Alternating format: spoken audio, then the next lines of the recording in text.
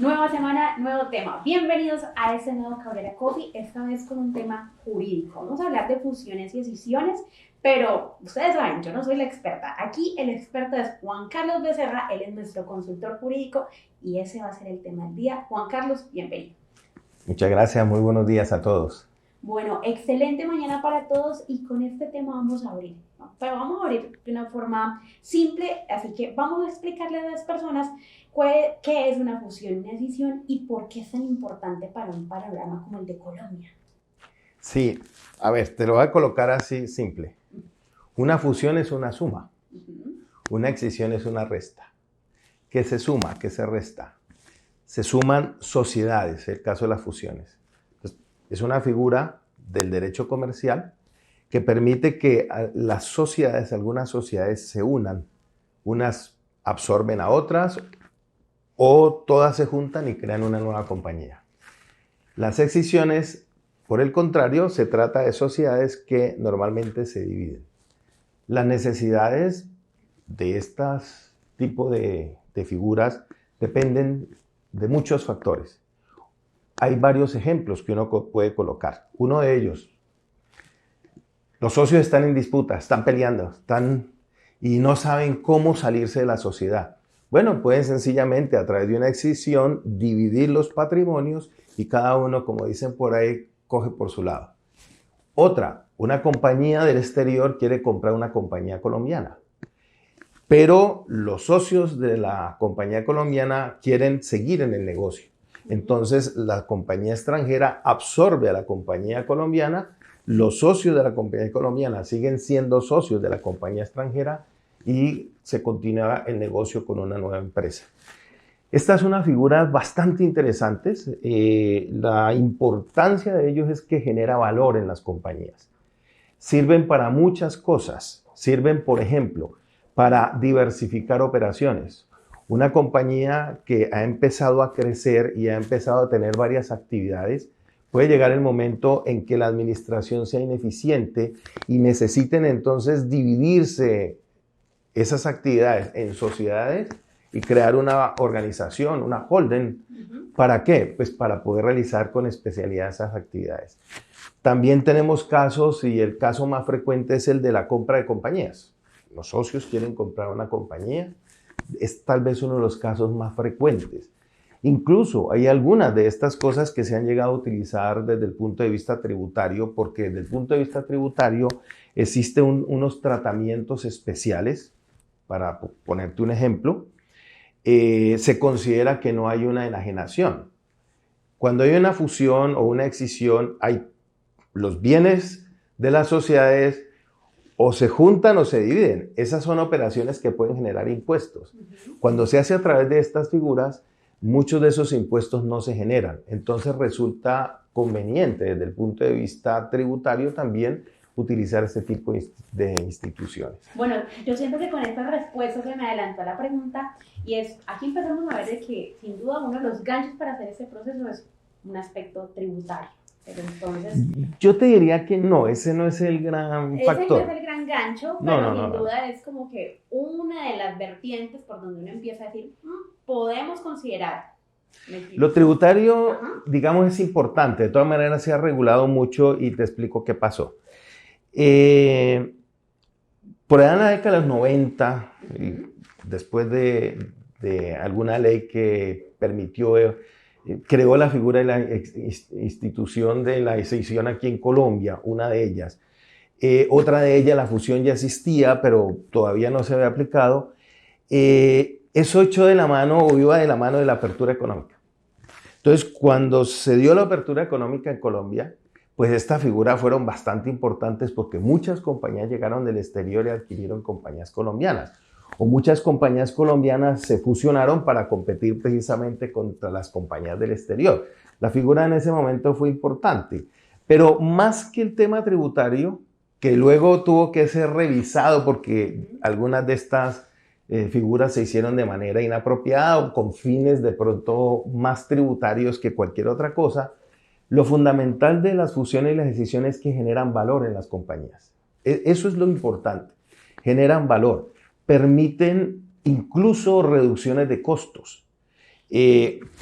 tú puedes colocarte un ejemplo. A veces se crean varias sociedades y cada sociedad tiene un cuerpo administrativo que tiene unos costos, tiene unos gastos, tiene, por decirte algo, 4 gerentes, si la organización son 4 sociedades, 4 juntas directivas, 4 asambleas y 4 contabilidades. A veces el solo hecho de unificarlas te puede llevar a una reducción importante en los costos. Permite la especialización también de operaciones en las compañías. Digamos que el tema tributario no es en este caso lo fundamental y como te digo ha sido muy regulado hoy en día para que una fusión o una escisión pueda tener ciertos efectos fiscales. Hay que cumplir unos requisitos de ley que son bastante exigentes. Para hacerte aquí un comentario, desde el punto de vista tributario las fusiones son reorganizativas o adquisitivas. La reorganizativa implica una reestructuración de la organización empresarial y la adquisitiva implica la compra o la venta de acciones que se hacen de compañías o compañías que hacen algunas personas.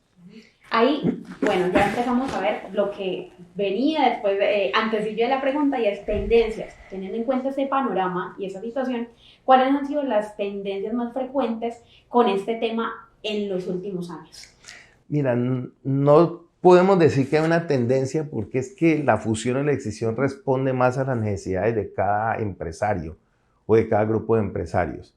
Aquí en Colombia hemos tenido todo tipo de fusiones o escisiones en todos los sectores económicos, incluso en el mismo Estado. Algunas entidades del Estado se han fusionado, algunas entidades del Estado es posible que se han dividido.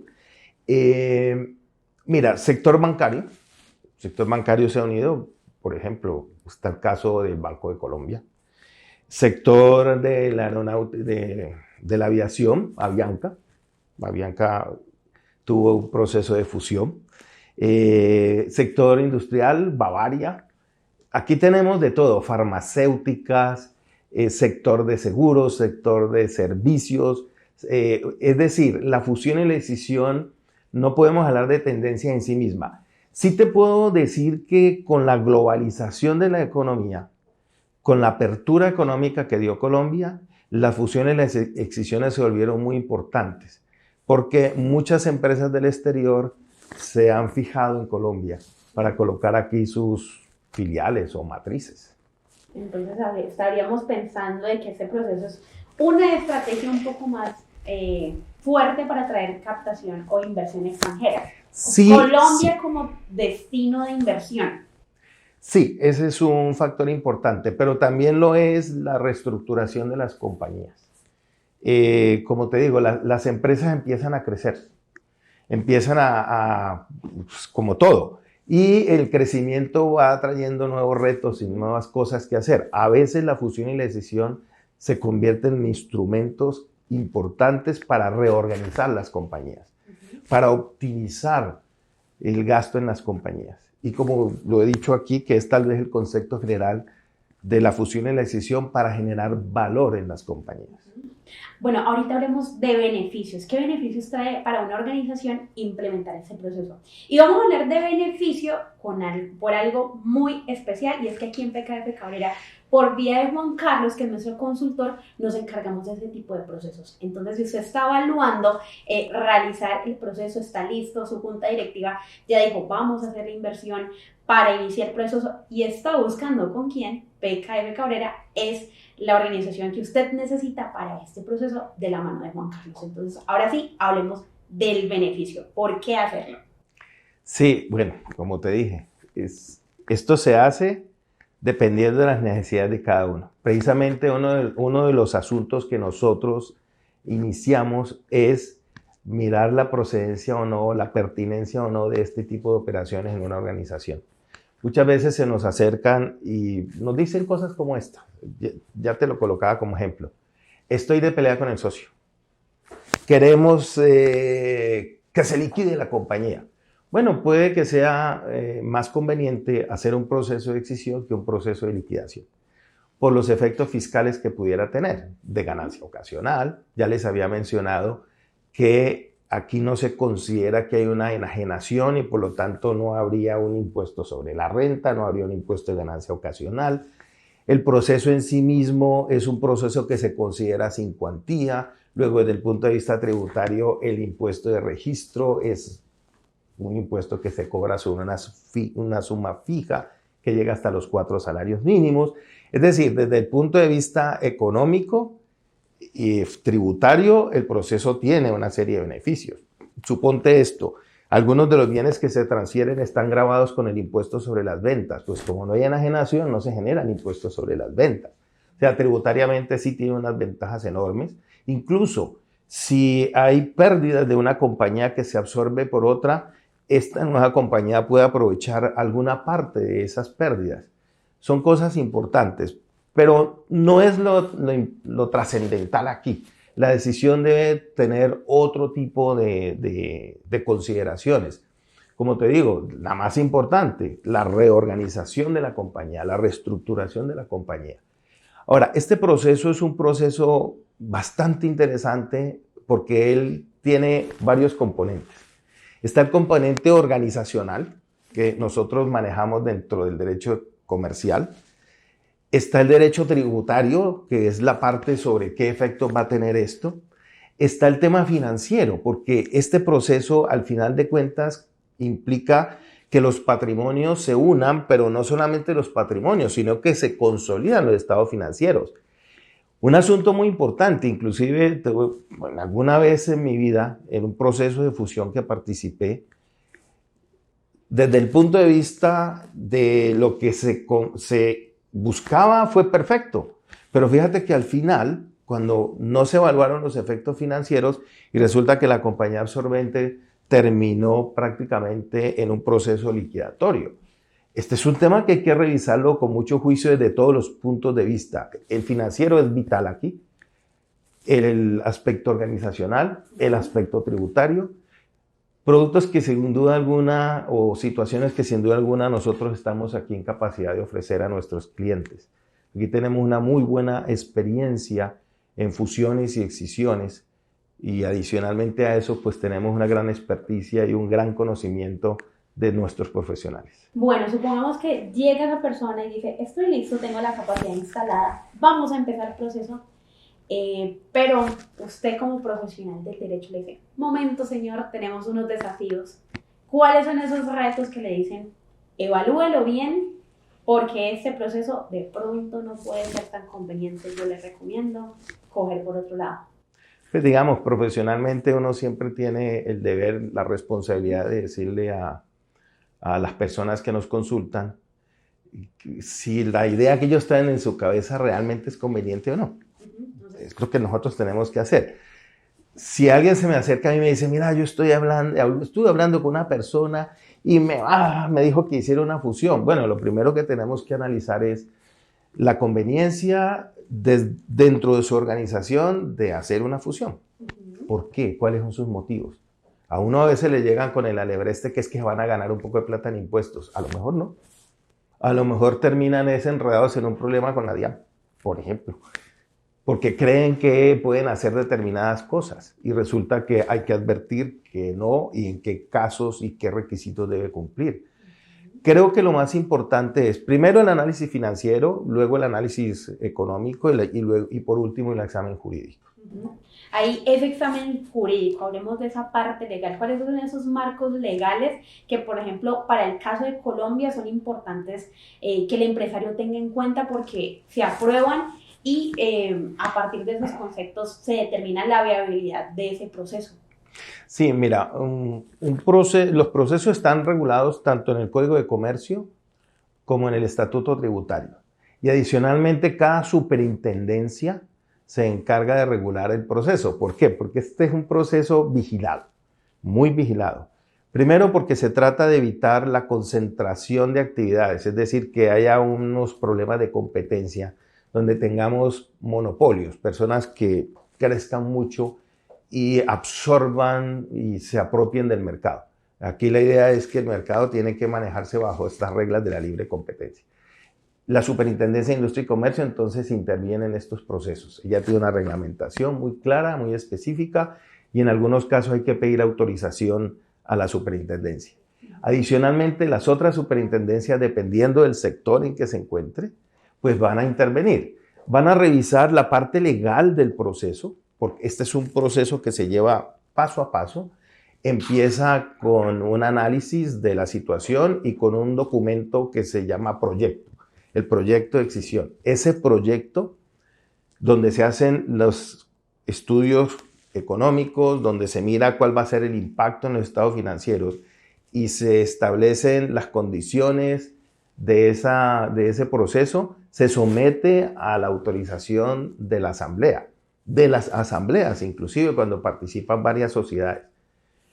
Las asambleas, una vez que lo aprueban, le dan publicidad a este acto. Esto hay que publicar en un diario de amplia circulación nacional y de una amplia circulación regional para que todo el mundo se entere y participe. En especial aquí se le da mucha garantía a los acreedores y a los trabajadores.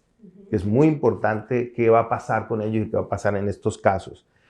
Bueno, el proceso es un proceso que inclusive puede demorar entre 3, 4 meses, dependiendo de la agilidad que tenga cada una de estas superintendencias y de lo bien que se programe y se proyecte el proceso.